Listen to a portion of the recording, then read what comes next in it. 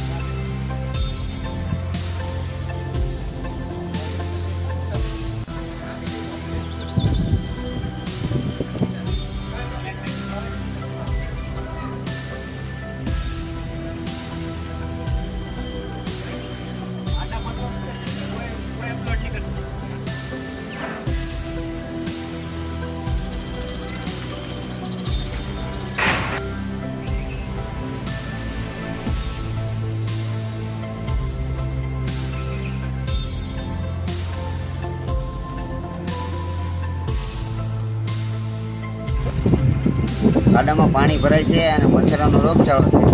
એટલે નિશાળે હાલવાની તકલીફ પડે છે. રજુન મારું નામ બોલો. ગામ બોવડી. મારું નામ છે જમભાઈ. હું બોવડી જ રહું છું. બોલો. આના કારણે તો બધા એને રોગચાળો થાય ને મચ્છરા આવે બધું બરાબર. આમાં બધા બીમાર પડે.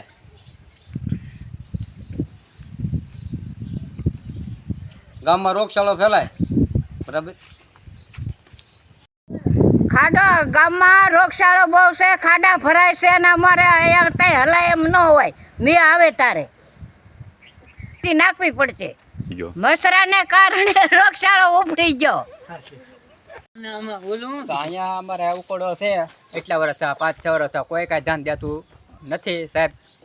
ને અમારા છોકરાને સવારમાં નિશાળે સવારમાં ભાગ લેવા જવાનું હોય તો તકલીફ બહુ પડે છે. અમારે આમ ફરીને જવું પડે. તો આનું કાંઈક તમે કાંઈક કરાવો સાહેબ તો સારું કહેવાય. નકર પછી અમારા છોકરા બીમાર પડે છે, અમારા કાંઈ દવાખાને લઈ જવા પડે. ઝાડા ઉલટી ને કોલેરું થઈ જાય છે છોકરાઓને. એટલે અમારા કેસ અને ગામમાં બોવડીમાં વધારે છે. અમારી શેરીમાં અમારી શેરી 2-3 પડે છે. તમારે પૂછતું તમે જરા 2 માણસને પૂછી લેજો. હાલો, મારું નામ દિનેશભાઈ બામણિયા છે.